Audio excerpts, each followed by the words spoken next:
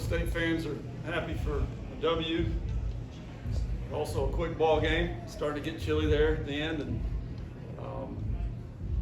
you know, I liked a lot of things that we did. At bats were more competitive than last year. We ran against a good arm and a good ball club. These guys can flat out play. And you know, Parker wasn't super sharp, but he gutted it out. Got, you know, the Bowmeister got his feet wet, threw him into the fire. And, you know, he responded, and you know, I was just pleased all the way around. Hit a lot of Adam balls too. Really only have 7 hits. Could have been more than that. Meter, we just got to take your word for it on the improved defense. Y'all keep striking out 18 guys. It's hard to see it. Well, that's what I tell Coach Bellinger all the time. Is, you know, shut them out. I promise we won't lose. So that's you know, we've got guys. We're going to strike a lot of folks out, and so it's a blessing to have what we have. But we've just got to, again, I'm going to say it over and over. Got to keep them sharp, keep them fresh. What does it say about Parker? You say he wasn't really sharp tonight, but you look at the box score and kind of see the outing he had. He just, when I say super sharp, you know, there's a lot of off-speed pitches that he missed down with. Obviously, that is where you want to miss with them, but you know, he was frustrated, you know, coming in the dugout a couple of times because he put a few too many pitches in his arm when he could have gotten at him, you know, stuff quicker. And you know, but again, those hats off to their offense. They're dang good. So it's a good battle. How pleased were you with how guys handled, especially new guys, handled the environment, first time out, everything that comes with opening day? Yeah, I was pleased. There was a little bit, you know, like Jackson when he got out of that, and let's go of a lot of emotion. You know, he was 95, 97 that inning from the stretch. And then the next time he came out, he was 92, 93. You know, you're exerting a heck of a lot more energy than you realize. I love positive emotion, but you gotta, you know, keep it, you gotta hold on to it. So Tibbs a little bit loud coming around third. We got that taken care of as well. Along the same line, though, to go down at the top of the second and then have 2 back-to-back home runs at the bottom of that, and maybe just talk a little bit about the response of your team, especially some of the guys that are newer here, to get that kind of response out of them and retake the lead. Yeah, in both opposite field. You know, that's what you think about our good swings, and the fact that we only punched 3 times against, you know, really good arms. Then that just shows you that they're buying in. We got to stay on them, you know, because that almighty home run, you're always going to battle that. And an almighty home run is, you know, to the pull side. And when guys do it, it's awesome that they do it because they think, hey, whoa, that wasn't too hard to do. And then you're going to be on all speed pitches, make better decisions, pitch selection, and you know, the strikeout numbers go down, and you're a heck of a lot better, more competitive at bats. How happy were you? You have a 2-1 lead, then you get second, third, nobody out, and Toro gets down 0-2 and comes through, gets a sac fly, and that's a big run, and that's maybe a moment. Maybe last year in particular, that maybe you guys struggled to get that runner home and then get the other runner home.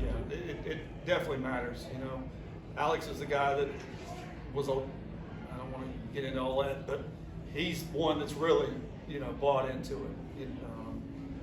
And he's a much improved guy, you know, defensively, offensively. You know, he's going to be a force to, you know, people to deal with. Are those the at-bats, though, you point to? Like, guys, Yeah. This is a productive at-bat even when he got down 0-2. Yeah, and we had a couple of them. Yeah. Greeny got a base hit. I think he was down 0-2. You know, and again, that's going backside, doing what you're supposed to do. And we just got to have. I'm interested to see those guys. You know, when we swap some guys out tomorrow, some platoon situations. I want to see them, make sure their approach is what it needs to be. Coach, what have you seen from Parker since he's been here at the program in terms of development? And then you guys also had a lot of success against the Louder today. Obviously, it's one of the better hitters in the country. What was kind of your game plan as a team for him? Well, just make him uncomfortable, throw the kitchen sink at him. I think a lot of guys, you know, stay, and that's what separates Parker. You know, there's 4 pitches for strikes at any time. And it puts guys, even great hitters, you know, it's hard. You know, when you got to consider 4 different pitches. And, you know, Jimmy does a good job. Like, we went change up with Crowell to strike the guy out on the 3-2. You they've got to learn to do it. And Parker's done it over and over and over again. And so you combine that with his competitiveness, passion for what he's doing. He's special. I'm sure you don't want to overreact too much to one game, but after last year's struggles, how nice is to see that 3 and a strikeout column for y'all tonight to play? Absolutely. Is that not, that's better than 14 or 15? Whatever we, golly, I don't even want to think about those days. That was rough, to say the least. It's good to have a group, that's really the way they are.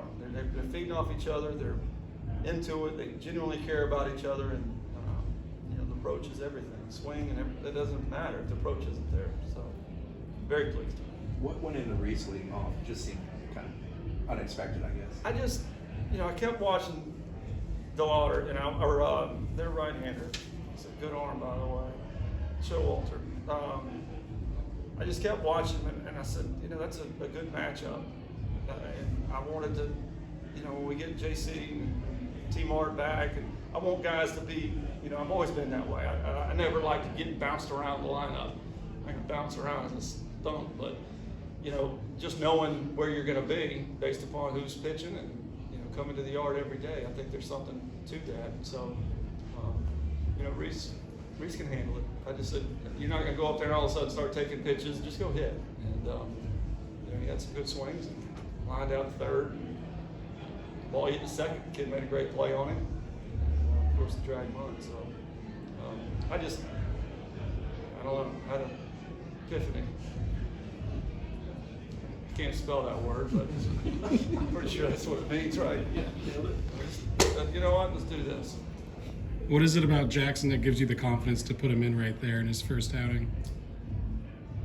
He's cut from that cloth of, you can just see it, the way they go about their business, the way they work, the way they treat people, the way, he's a Parker Messick type. It doesn't take long to be around him to say, he's a little different. Nothing's going to scare him. And, we wanted to get him out there. We felt it was our best matchup. And, that was huge. Get us out of that inning. I would imagine when you brought in a guy like Brett, you didn't imagine him hitting cleanup on opening day. Has his pop since he got here surprised you? Well, he's got some thump in there. He's to do it to right center. That was, huge. And because again, most of his juice that he's shown is he's got it. He does it BP, but sometimes in the game he'll start to get a little pull happy, and that's the kind of stuff that it'll really help him, down the line. But he's that's what we're trying to get around here. Is, power and speed combination, and guys that can utilize the whole field. Just how special do you think Tibbs can be with his power and what he provides there? Yeah, he's got a chance to be great. Jaime Ferrera's got a chance to be great. AJ Shaver's got a chance to be great. All those guys, this is what everybody's chasing. That power and speed. When they hit it, there's damage. They get on the base pass, you don't have to worry about scoring from second on a base hit. You don't have to, worry about scoring from first on doubles. Those are the kind, you can't miss opportunities. And that's what we're trying to build here. It's kind of funny that you mentioned that Jackson has some similar qualities to that different mentality like Parker does. Parker was one of the first people to come out of the dugout and meet him when he got out of that tough jam. Do you think there's a real big bond there between those two? And do you think that stretches more across the entire pitching staff as well? Yeah, Parker's a great leader. He's kind of the upbeat. He's always positive, and this day and age that goes a long way. He'll get mad at himself when things aren't going that way, but he's right back to where he needs to be. He's always hooked in. He's never, pouting or none of that. There's never that type of guy that seems selfish. There's not a selfish bone in his body, and that helps. It helps with an awful lot of things. All good?